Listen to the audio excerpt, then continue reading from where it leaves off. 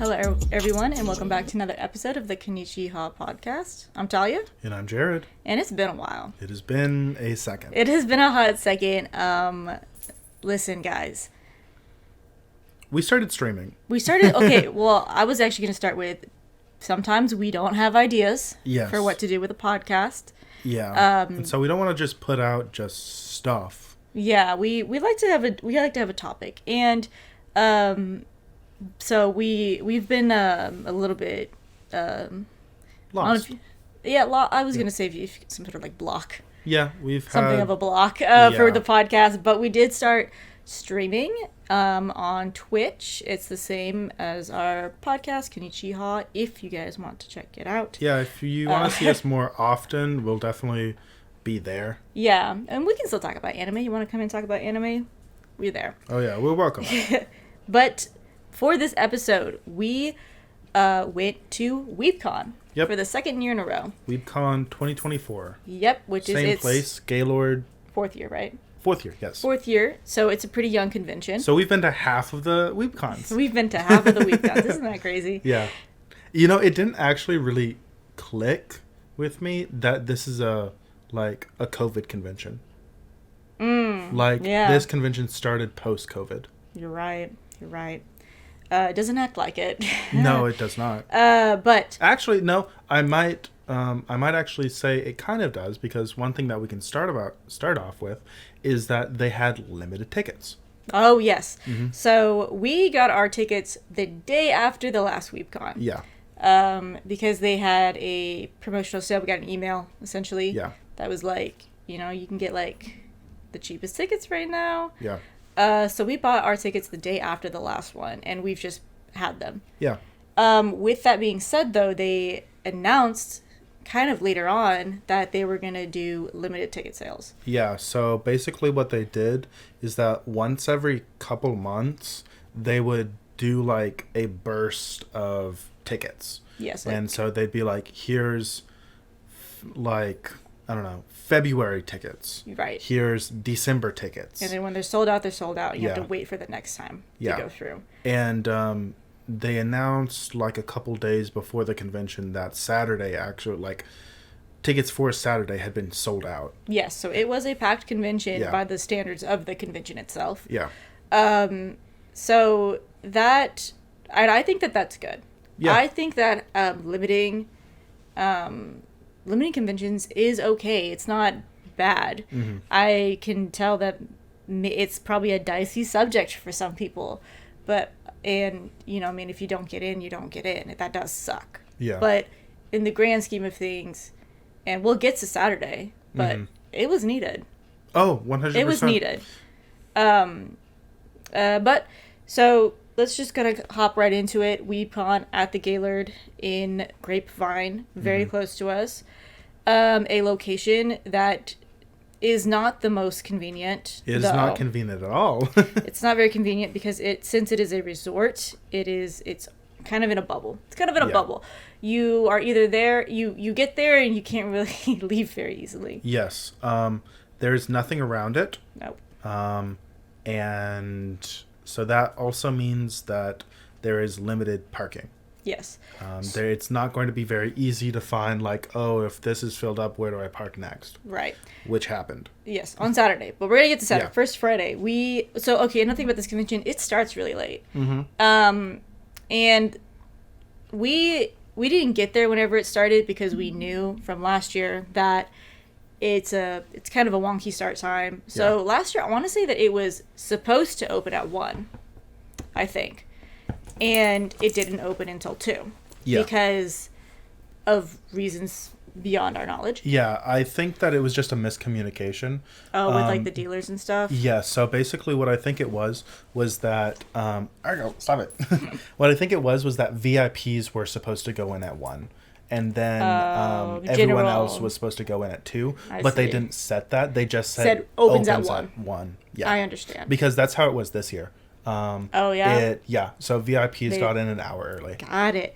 That makes more sense. Mm-hmm. So the convention set start time was 2 p.m., which is kind of late. It's pretty late.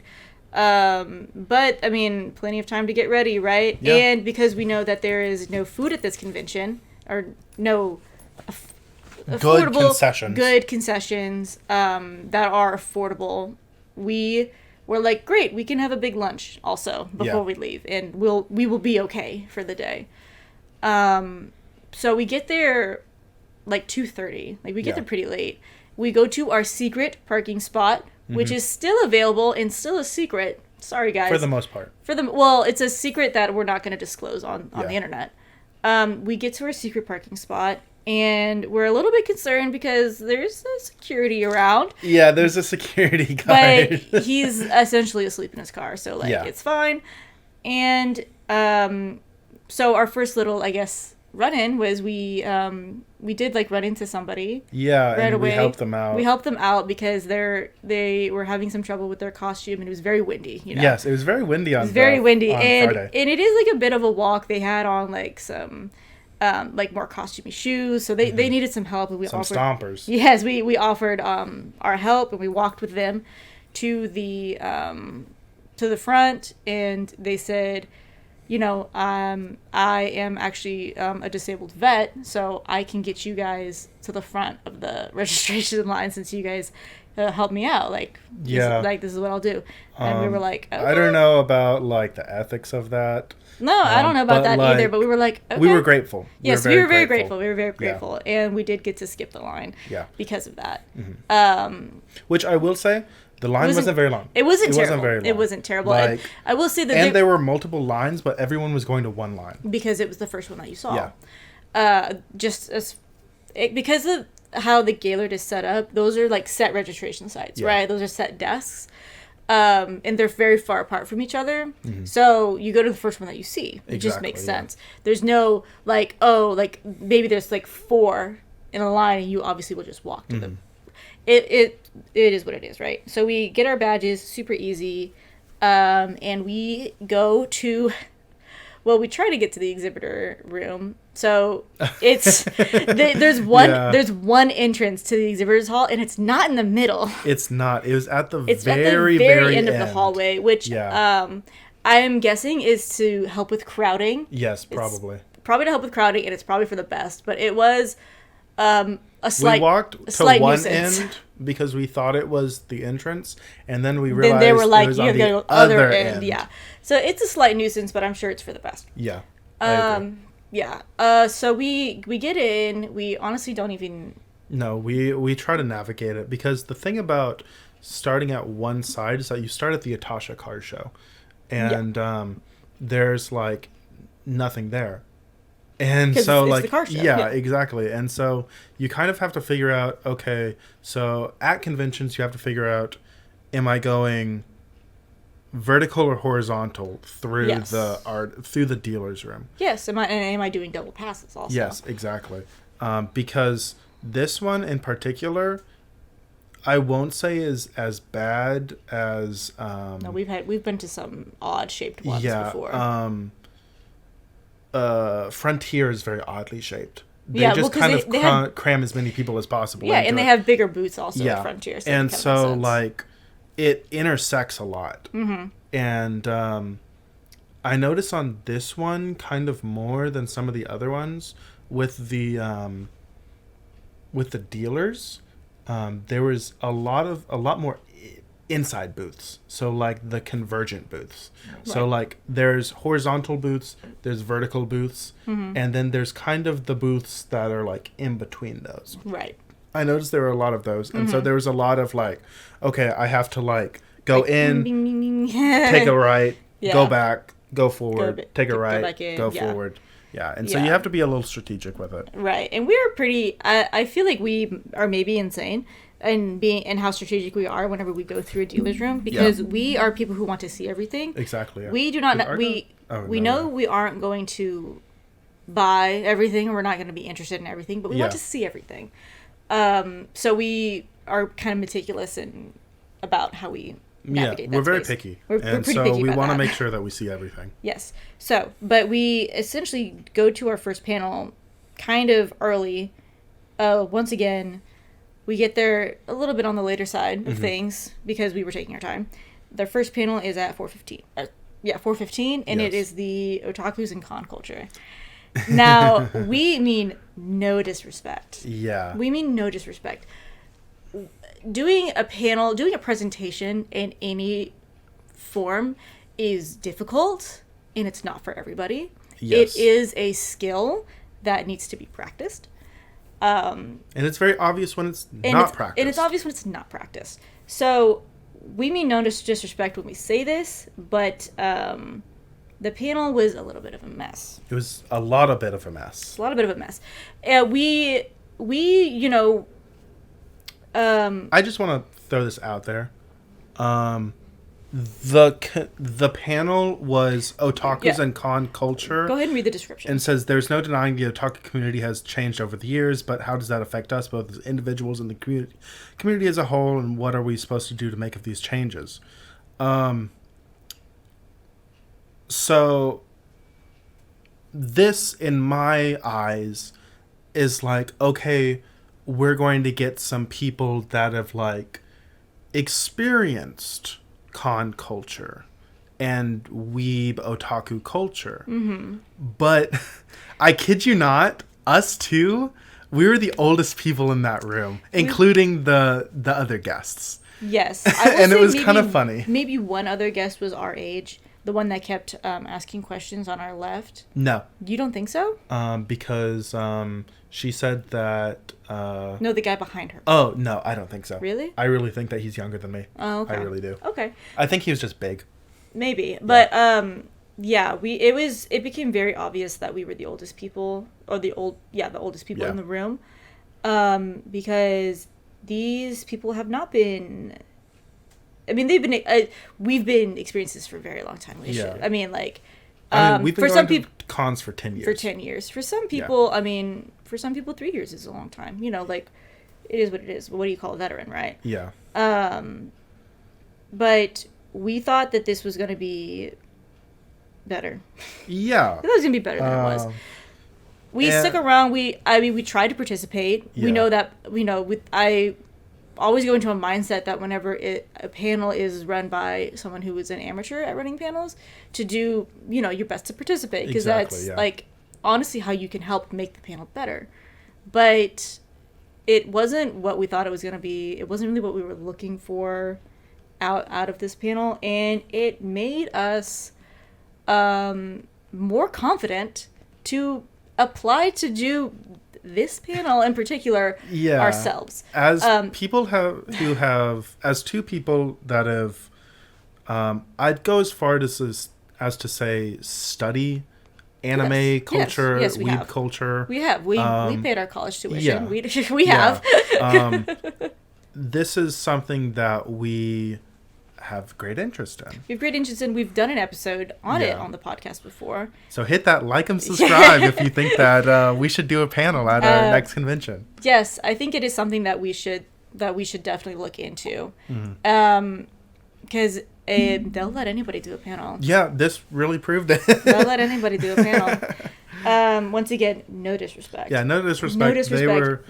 You were trying your best. Yeah, they were college students just wanting to have a fun time. And this is the thing. They didn't even have a presentation. They didn't have a presentation. And I feel like that's, like, kind of... red flag. Yeah, red flag, or, like, baseline what you need for a discussion. Because there was really no information given. No. It was all just kind of Isn't talking. it weird? Isn't it odd? Yeah. Have you noticed? Have you noticed? Yeah, and one thing that, like, was, like, the biggest, like, okay, we can leave, was whenever they were, like, I think it had to do with Kiss Anime, like, the website Kiss Anime. Does anybody remember Kiss Anime? No. What they said is that they were like, I saw on TikTok that people used to use Kiss Anime, and it was something along those lines of, like, I saw on TikTok that people used to do this.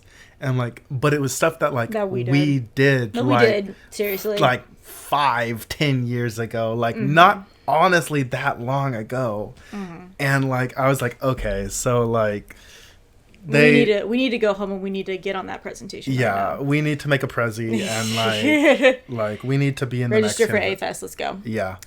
But that was that. After that, we had some time to kill.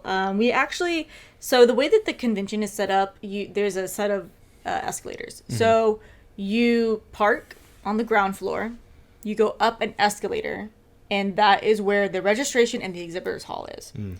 From there, you go up another set of escalators, actually 2 sets of escalators, and that is where the artist alley, the more voice actors, there's voice actors in the exhibitors hall, and then there's voice actors outside of there. Artist alley, voice actors, panels, the panels are up there, the ballrooms are up there, and the photography's up there. So we were already on the panel floor, right? We left the exhibitor floor, went up to the panel floor, and we're like, okay, well, we're up here. Let's go to the artist alley because we're already up here. And I think I remembered this from last year. It's a little small. Yeah, it's packed. It's packed in. It's just very packed in. But still good stuff. Yeah. A lot of people that we don't see all the time. You know, we saw some new faces there. Yeah, no, some I new fully crafts, agree. We, definitely. you know, we go to like Mina, we go to, you know, conventions. All these conventions in North Texas, we see a lot of the same people. But there were it's always fun whenever you see somebody new. Yeah. Yes, it is. And we'll have yes. I thought you were going to say something else. That it's fun seeing people that you've seen before. Yes, and it's also fun seeing people you've seen before. Because that happened. Yes, you know, something like that happened. But so yeah, it was cool seeing new people because that always brings new merch. Just like a different kinds of merch. Yes, new kinds of merch, different perspectives on what people can do. Yeah. Something that I saw first in the artist alley. Once again, we didn't get through the whole exhibitors hall, so you know, there's overlap. But in the artist alley, the Game Boy terrariums. Yes. I thought those were really cool. They were really cool. Really like doing like miniature stuff like that. I mean, if you watch our Twitch, if you watch our streams, you see that we are kind of pretty crafty people that just like to make little things. Yeah. And I saw that those Game Boy terrariums, and I'm like, this is really cool. I'm curious as to. I'm pretty sure they just 3D printed the Game Boy Boys, itself. Right? Yeah. I thought that was cool, and there was another thing, and I lost what it was, I think. Regardless, there's one other thing, and I forgot.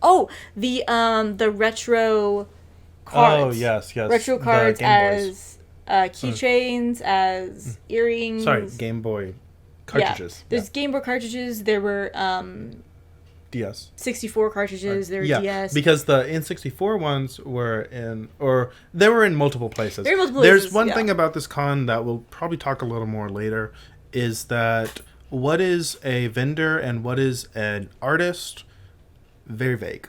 Pretty vague, honestly. Regardless, so we looked at, there were some new things, some cool things. I only bought one thing kind of impulsively that day, and it was an Oran High School keychain because it had all of them on it. And I liked that it had all of them on it, and I liked the art style a lot. So then the next thing that we went to was the string quartet. Yes, very cool. Very cool. So there was a string quartet at the convention on the main stage. Professionals, adults. Yes, It was really cool to watch. Yeah, they did like intros to anime melodies. Yeah. They opened with Evangelion. Strong opening, very strong opening. And it was kind of funny because the lead violinist, he really wasn't into anime. He wasn't super into anime. He like admitted that, and it was just kind of funny because it's like, yeah, this is just a gig. It's just a gig, but I mean, if you guys like it, sure. Yeah, right. Yeah. Good stuff. Because there is one thing, you know, or you're gonna. I was gonna say he'd make jokes like, "Okay, I actually know this one. Yeah. Here's Sailor Moon." Yeah. But one thing about Anime Frontier is that their guests are just phenomenal. Weebcon. Sorry, Weebcon tier. Sorry, Weebcon. Weebcon. Yes. Weebcon tier. Oh my god, what did I just say? It's funny. Sorry. No, Weebcon. the guests.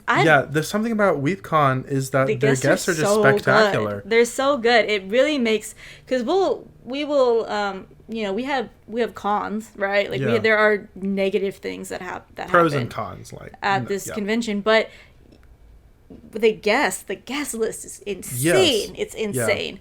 Yeah.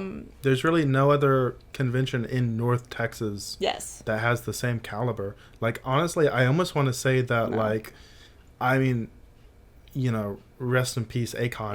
Rest in peace, Akon. But, I don't even know if Akon had the same caliber. Akon had the same caliber as this. I never went to Akon, and I don't really look at it. Right. But, the people that they're getting are ridiculous. It's ridiculous. So, this concert was really good. Yes. I wanted to make a small joke, a small observation, if you will. A PSA. A PSA, because I don't know if you guys knew this about us. We were in high school band, so we did many concerts in our time. And I want to acknowledge that this is a convention and not a concert necessarily. Yes. This wasn't a concert, it was a performance, if you will. But with that being said, if you're gonna talk during it, can you sit in the back? Yes. Oh my gosh. If you're gonna talk during a concert, can you please at least sit in the back? This is a concert. Give them the respect of watching it. Of watching it and of listening to it. Yes. But we came in and we sat kind of in the middle because the last time that we saw something, the last Weebcon, the sound was a little janky and it was really loud. So we were like, okay, let's sit a little bit further back because what if it's really loud? But everything was balanced. Yes. Everything was balanced this time. But while we were back there was a lot of chatting. And I was like, you know what? Maybe that's on us. Yeah, we're sitting kind of in the back. So let's move forward. Move forward, yeah. There was still chatting happening right behind us, and we were 4 rows from the front. Yeah. So if you go to a concert, if you go to a musical any performance, not even musical, any performance. Right. If you go to any performance, do not talk. And the room, once again, the room was big enough that if you wanted to speak about something, you could have just sat in the back. Yeah, because it wasn't room. It wasn't packed. It wasn't one of those things where it was like, hey, this is really cool. Yeah, it was like, no whispering. Hey, so what are we doing after this? Yeah. And I'm like, shut up! Yes, we were definitely giving dirty looks. But that's my PSA, is that I don't want to say, if you're coming to this, you better shut up. You are. Me, at least sit in the back. Yeah, no, sit in the back. At least sit in the back. Sit in the back if you're not going to. Anyway, that was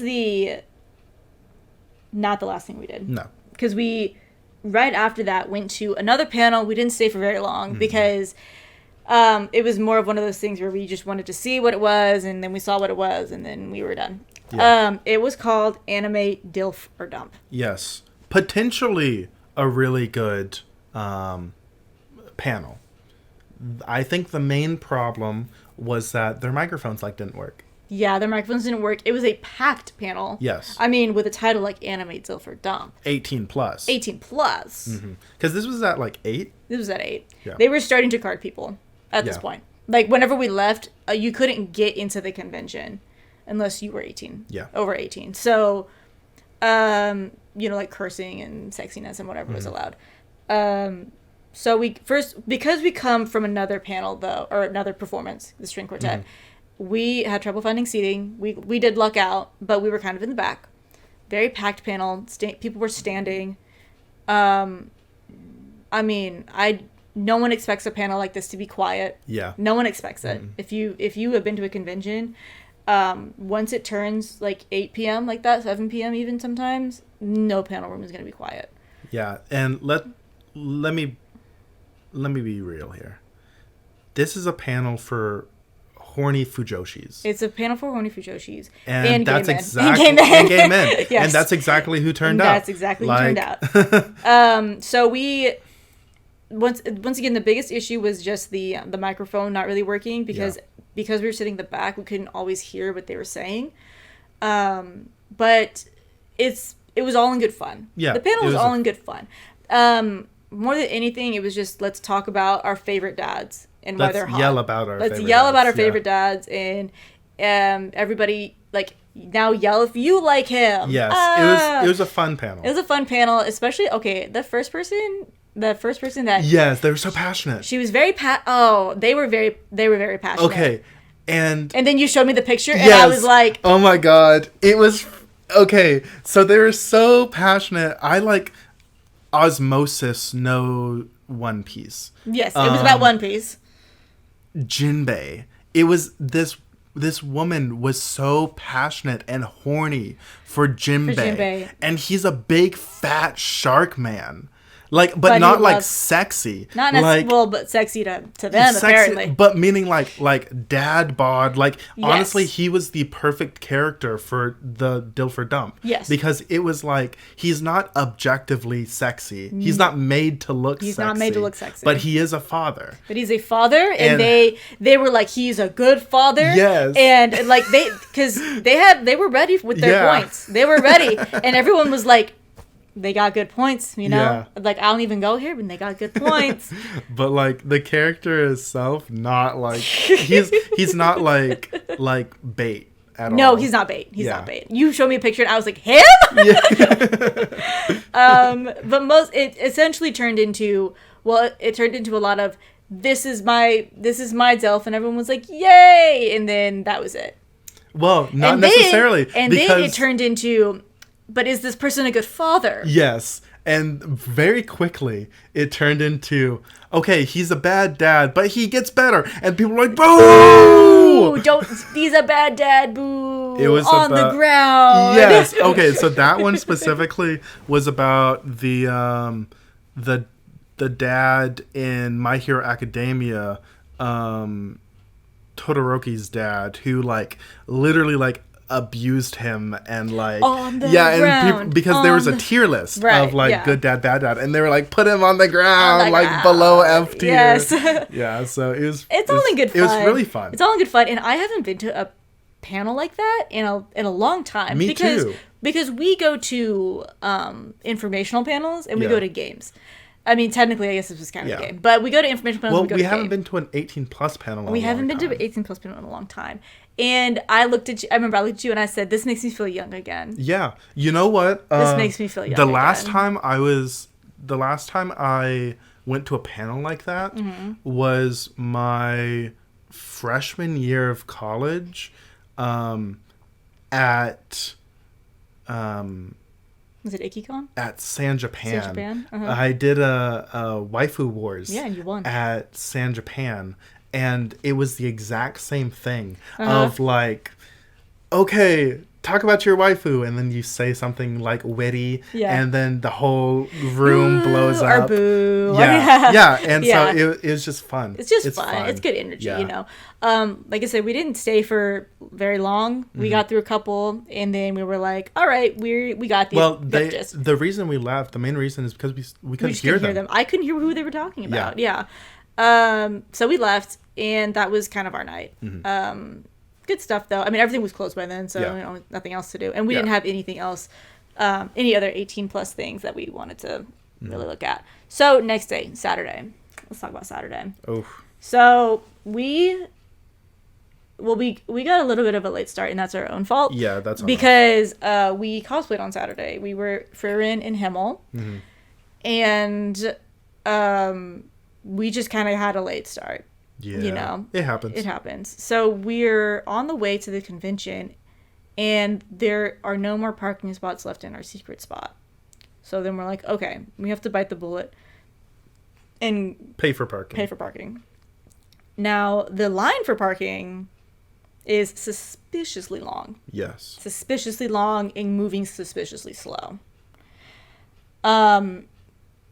So I also tweeted about this because I had so much like anger. I was just irritated because, I mean, where this story ends is that we get to the front and there are signs that say no more parking. Yes, and police say go in the city to find Yeah, parking. just go find some in the city, which we've already established. There's nothing near the Gaylord. It's not close. It's not close. Yeah. So, but the things that led up to just this being a really irritating thing was that the only sign saying that there was no more parking was at the very front, at the intersection where you would turn into a parking garage. Which I will also say that this is on the Gaylord, is that once you hit a certain point, so the long drive or the long road that goes down to the entrance to the Gaylord, so there's like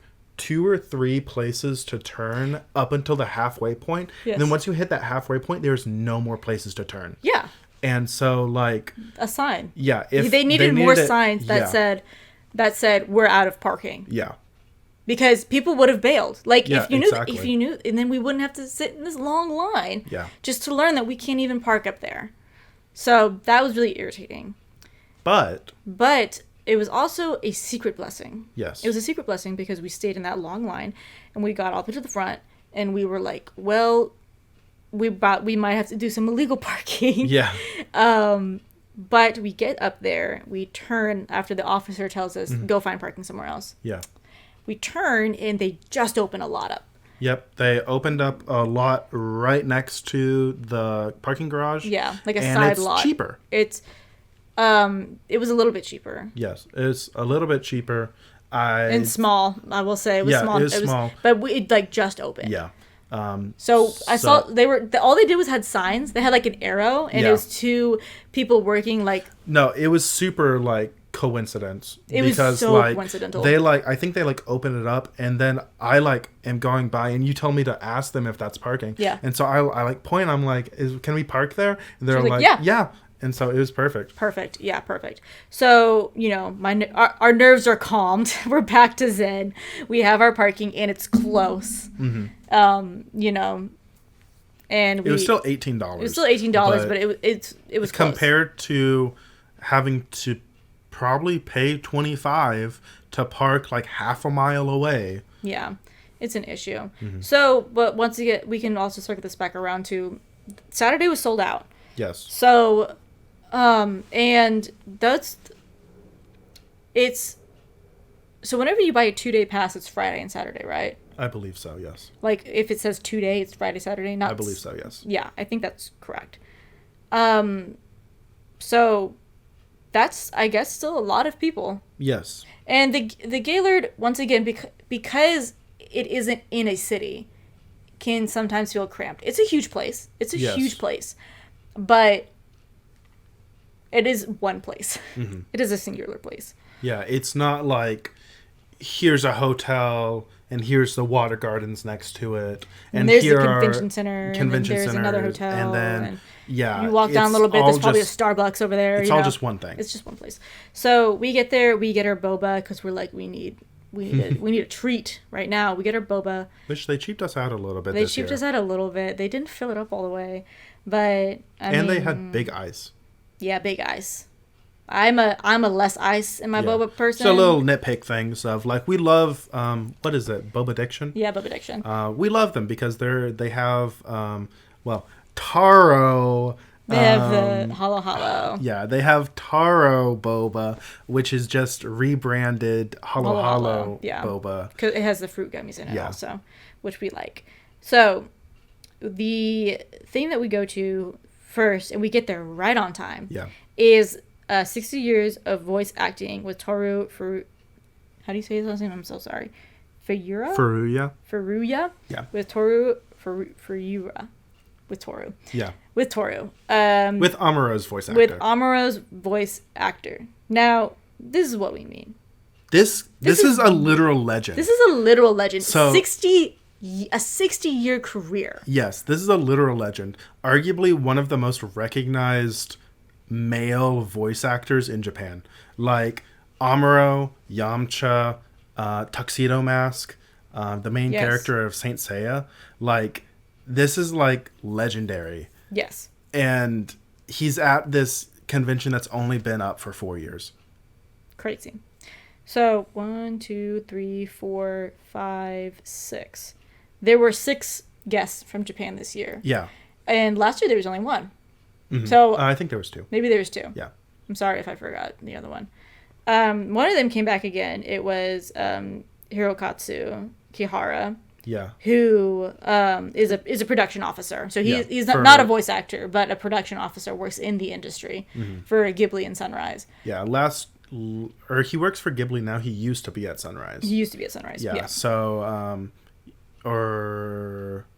I think that's right. Mm-hmm. So he was the one that did the Sunrise panel last year with all the never before seen, hand drawn. Which I will say again this year, during the Furuya panel, they said that there's no recording.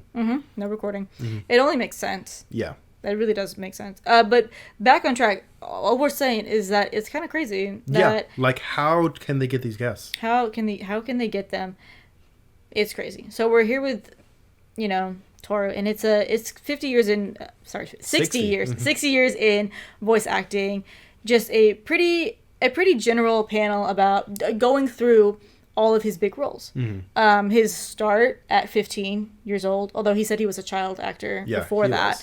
But he was in like a really famous acting group. I don't remember what it's called though. Yeah, but his start as a child actor, and then just everything he's done since then, and it was like you get the anecdotal like how I got this role, and it was really cool. It was really cool. It was really and cool. And he did a couple lines from his shows, and then 5 people were able to ask him to do specific lines. Yes, 5 people. So it was really cool. Yeah, they were like, okay, we got some time. Like, anybody want to come up and ask him to do a line? And some of them were like general, like, oh, your favorite tuxedo mask line. But some of them were like they were ready. They had their moments. They knew what moment they wanted. Yeah, they were all, I'm pretty sure, pretty like iconic lines. Yeah. But it was really cool, and we were really glad that we got to see it. Oh yeah, sure. Yeah, I'm very glad. Oh yeah. After that, we did some pretty general walking around. Didn't we? Was that the day that we tried to do the idol stuff? No, that was the day before. Oh, okay. The day before we did. I'll just do a real quick summary of that. We looked inside and we were like, we're good. So we showed up a little late to that. And, our bad. Yeah, and it was. I personally really like idols. I love seeing them do their little song and dance. Yeah. But they need the right stage. So whenever I did it, whenever I went and saw the Idol Fest at Ikicon, they had like production. Like they had a nice stage. There was plenty of seating. Right. If they were on the main stage, then it would have been different. It wasn't like the main stage, but it was like a good stage, just right below that. And so this time we looked into the room, and it was like maybe like the 3rd option for a stage, like 3rd or 4th option, not quite the main stage. Right. But now moving back to Saturday. Yeah. So we do the voice acting panel, and then we just shop. We shopped that because we finished the exhibitor hall. We didn't even finish the day before. We went back to the exhibitors hall. We did all of our nook and cranny looking around, right? Got to catch the deals. Got to see what's there. We really didn't. I bought 2 shirts. You bought 2 shirts. Yeah. I was going to say general observations on this exhibitor room. 1, no tattoo artists. No tattooed artists. Which is okay. Yeah. Which is okay with us. More room for art, right? 2, lots of voice actors. Yes. That is one thing about... whole way around voice actors. So many people. That's another thing about Weebcon. They have a huge guest list. Yeah. And notable ones, too. Notable ones. We have, like, half the cast of the live-action One Piece. Yes. We have the whole cast of Hazbin Hotel. We got, big names. We got J. Michael Tatum. We got Max Middleton. Like, we got, like... Yeah, they're... a lot of people. A lot of people. You know who I actually didn't see this year, and maybe I just overlooked? I didn't see Naruto's voice actress this year. She might have been there, but I don't. I think I just overlooked. Yeah, but big guest list. Guest list people. Big guest. They had the Japanese Japanese talent in a separate area. By the way. They had huge lines because they had bigger lines. Yeah, they couldn't be in the exhibitor hall. They would clash. So the Japanese voice talent had a separate area, but the biggest lines were for the One Piece people. Oh they yeah. They were in a like a lobby. Oh yeah. Yeah. So notable. Okay, so lots of voice talent. No tattoo artists. There were also cosplayers, like professional cosplayers. Oh, professional cosplayers, yeah, they were there. Whatever. I mean, good for them. Good for them. It's good for them. But now, we're not into that. Bishojo Mama was there. Oh my gosh. I'd have to. Oh, was she there last year, or was she? No, she was at the Frontier. Yeah, she was at Frontier. She wasn't there. Right. Yeah, no, Bishojo Mama was there. I have to say hello. But what else was I gonna say? There was more. Oh, the whole what qualifies for the artist versus what qualifies for vendor. So these places are usually separated based on how big the company, let's call it a company, is. The artist alley is for independent artists, right? Pretty straightforward stuff. That's more gonna be fan art, keychains, pins. Yeah. Mostly handmade things. Stickers. If not exclusively handmade things. Yes. And then there's the exhibitors hall / vendors hall, whatever you want to call it. That is usually companies that sell figures and like weaponry and machine-made things. More machine-made things. Now, or mass-produced. Mass-produced is a better way to say it than machine-made. Yeah. This particular convention, Weebcon, the line was very thin. It was very, very thin. Very thin because I usually don't buy art or things. I don't buy things that I would buy in the artist alley in the vendor hall. Yeah, and I'll put it that way. Yeah, there were a lot of like, here's some posters I made. Yeah, well, I was gonna say we knew some of the artists. Yeah, because they've been to Mina. And Mina is exclusively an artist alley. Yeah. So, like, the line is very thin, and I don't know what has to happen for you to qualify for either one.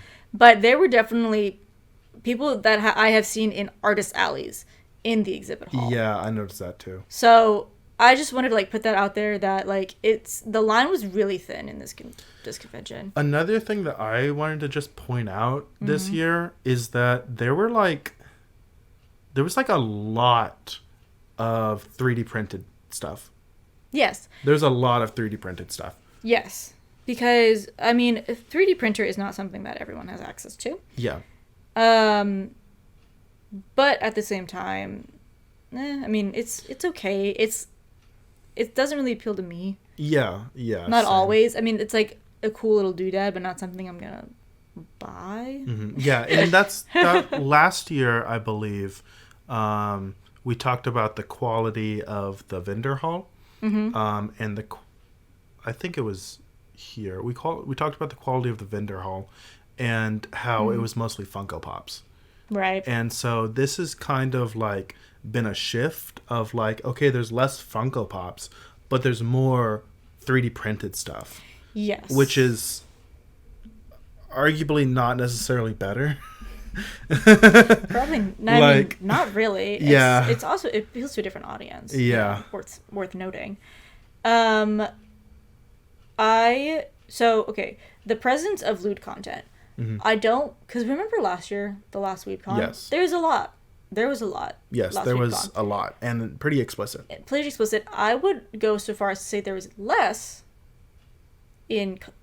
amount this. Oh, most definitely. This convention. There was a lot less. There's a lot less in the amount, but we had the spiciest booth that I have ever seen at a convention. I almost wonder if people got in trouble last year because they were very more censored this year. They're very more careful about their lewd content this year.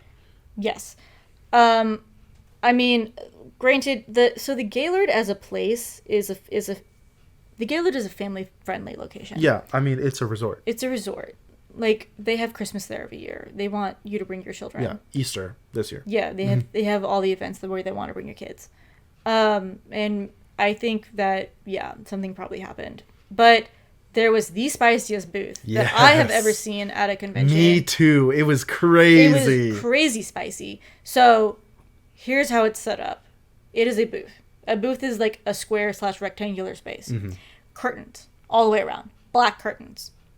2 bouncers. Mm-hmm. Two bouncers that were like by the curtains, and they were like, they didn't ask for our IDs. They didn't ask for our IDs. But they were checking. Yes. And there was signs on it that said 18 plus only mature content. Yes. And boy, was it mature. It was mature. I was like, I just have to see. Yeah. I have to. Yeah. The curiosity is too much. And I saw figures I never even thought existed. They were spicy. There was one figure that will stick with me for the rest of our lives. It was like, can we even say it? I'm going to say it in the most vague way possible. There was a naked figure of a woman. Completely. And she was on her back. Legs spread. And there was a figure, like a piece of like removable bodily fluid squirting coming out. Yes, coming out. It was art. Like, it was beautiful. I've never seen anything like it. No. I've never seen anything like it. And okay, so that one was the most wild, but there were definitely other topless, pantyless. Like everything modeled and shown. Figures out of their box. Yeah. Like, because that's the thing, is that they sell figures kind of like they sell lewd figures. They sell lewd but they figures. put them in the box. At Konich-Yeehaw. Yes, and the boxes are closed. Yes, at Konich-Yeehaw they put the QR code on it, so it'll send you a link to the product image, so you can see what's inside. These are out. Yes. These were out. Boobs. Everything out. Everything. And it was just wild. I've never seen anything like that. Me either. But you know what? They probably made a killing. They probably made a freaking killing. You know they did. And you know what? It's covered. So I can't it's covered. It's completely covered. I can't even be mad at it. Covered and bouncered. Yes, covered, double bouncered. Yeah. Yeah. So like, good on them. Good on them. I can't even be mad at it. But it was crazy. Mm-hmm. That was our day, though. We just kind of looked around, and then we did go to the game room, though. Yeah. So the game room was cool. Really cool. It was retro themed. Yes. So the company that sponsored the game room was a retro arcade. Right. Yeah. So typically whenever you go to a game room at a convention, it is kind of like LAN styled as far as it's usually half and half. So there's half arcade games, half LAN. Yeah. So like consoles and things like that. Consoles with TV. And what I wanted to get at though is usually the LAN side is like new things. Yeah. It's things that it's mostly the newest fighting games. It's mostly the newest fighting games, and then freaking Brawl will be thrown in there. Melee will be thrown in there somewhere. But like it's usually the newest fighting games. But first of all, this LAN was huge. It was. It was very big. Usually it's more like, 10, maybe like 10 TVs. It depends, but yeah. But this was like huge. Yeah, it was a lot. And it was all retro games, so it's all original Xbox. Yeah, so PlayStation 2, GameCube. So NES. It was like PlayStation 2 and before. Right. So like original Xbox, GameCube. I actually saw some. I saw a. There's an Atari somewhere, wasn't there? There was a. Oh my God, what is it called? A Dreamcast. A Dreamcast, There was a Sega Dreamcast, which I was like, that's crazy. Yeah. So, and they're all on box TVs. Yeah. Also, not flat screens, box TVs for the aesthetic. Well, okay, no, because of the plugins. So that's not even the reason. No. So the reason why retro consoles use CRTs usually at conventions is because they run better. So like the actual plugin itself, if you connect it to a CRT, there's less lag between. Okay. So that's why like so competitive Melee is usually on CRTs because there's less lag. I see. Okay. Yeah. So that was cool. We got to play cool. We got to play some Tekken 3. They had some arcade games and too. They had some arcade games, and some of them were new, some of them were old. Yeah. And then all of the game tournaments were retro games. Yes, that was crazy. That's crazy. Mario Kart 64. Yeah. Tekken 3. There was a lot of 64 games. Yeah, a lot of 64 games. So all of their tournaments were retro style. Yeah. Which was like really cool. We didn't go to any, but it was cool. I think they had both Melee and 64 Smash, or maybe it was just 64 actually. But it was really cool. Like let me see if I can find. So it was Halo Combat Evolved was on there. Oh yeah, the 64. the JoJo's Bizarre Adventure arcade game. Yeah, Venture on the Dreamcast. Yeah. Yeah, I mean, it was just kind of like it was because you don't get tournaments like that. Yeah, you like don't get Marvel that. vs. Capcom 2, Dragon Ball Z 3, PlayStation 2 edition. Yeah, like it was cool. It was really cool. It was really cool. I don't think I would want that at like every convention though. No, but it was nice. Yeah. Just something different, you know. And then, so that was that day. We just shopped. That was it. That was all we did. Yeah. And then we went home. And the next day, Sunday, actually today. Today, Fun fact. Fun fact, it was today. We go really relaxed, super low commitment to looks, to outfits. I wouldn't say super relaxed. We were in Ren Fair garb. Okay, yeah, we were. That's not super relaxed. It's really that's relaxed for us. It's relaxing for me. But like we weren't in normal clothes. Yeah, that's fair. We park in our secret spot and then we get in, and this is a day where we had to do our final purchases, right? We didn't do any panels today. I was interested in trivia. I love trivia, but we missed it, so it is what it is. But we got I got a figure. I got my Anya with the penguin figure, which I didn't think I was gonna get a second Anya figure, but penguin. I love penguins, and also cheap. Yeah, I was gonna say it was pretty cheap, appropriately priced. Yeah. Oh my goodness, I didn't even talk about the K-On! Figures that I saw. Yeah. So, I really like K-On! And I never see figures for it outside of the what are they called? The Ninjoroids. Outside of the Ninjoroids, I never see like figures for it. And this convention had some.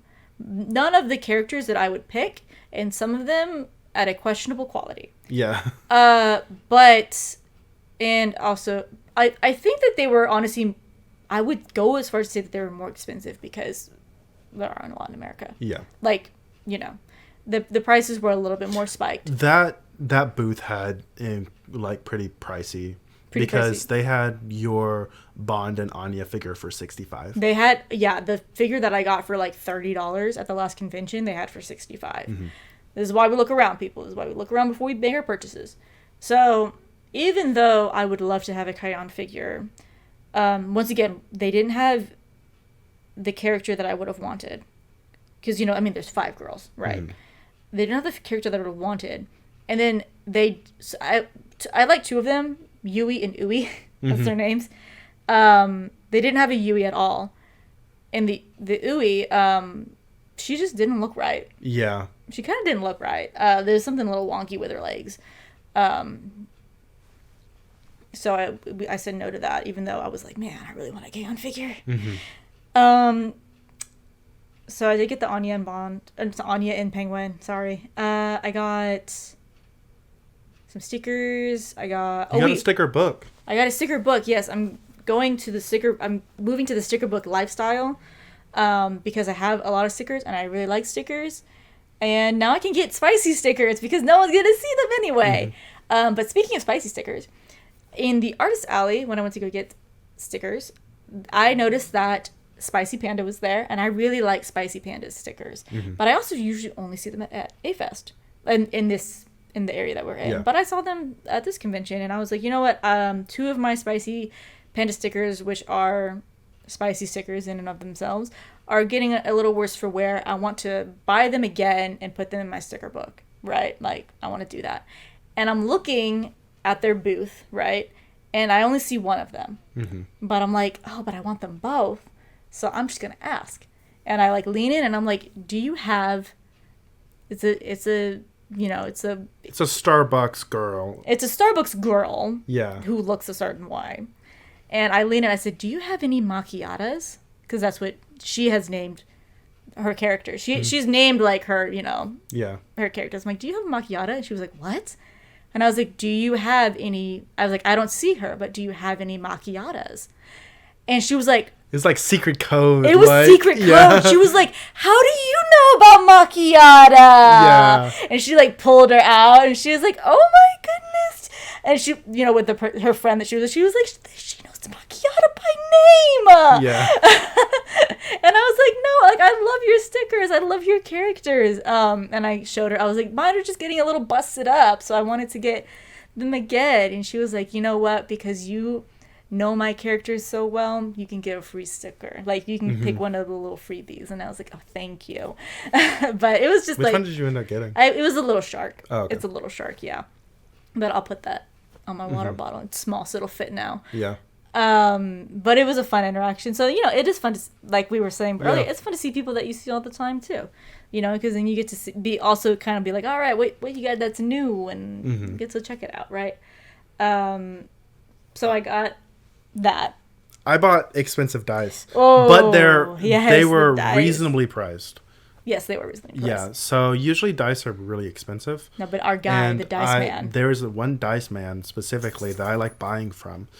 Because he has very nice dice, and they're appropriately priced. They're appropriately priced. These are golden dice that looked really nice. Really nice. And so I was like, I can't pass this up. And so I used all of my money to buy it. Yes, and he had some cool stuff. He's been inventing. Yes, he's been inventing. Yes. Speaking of 3D printed stuff. Yes. He has a dice roller that it's a tower. we actually saw at another booth. So... Yeah. But it was more expensive at the other booth. But it had a catcher. I had a catcher, yeah. But he's pretty cool. We see him at several conventions. Yeah. And he... I don't think he's at Frontier, but I know that he's at A-Fest. A-Fest, yeah, for sure. He's pretty cool. He, like I said, always cool dice. Yeah. And he has, your the little rolling game. Yeah, he has a deal where you can roll 3 D20s, and if any of them land on a 20, then you get $5 off. Or if all 3 of them land on the same number. Yeah. That was the other part of the deal. Yeah. You get $5 off. It's just like a nice, it's a great way to engage your customers, first of all. Yeah. Like, yeah, man, just give it a roll. And it's actually pretty funny because I mentioned it to somebody who was buying dice for their partner. And I was like, you got to borrow the dice, man. And she was like, what are the dice for? And I was like, you can get $5 off. And she's like, oh, really? But, yeah, so you got your really nice dice. Yes. Very nice dice.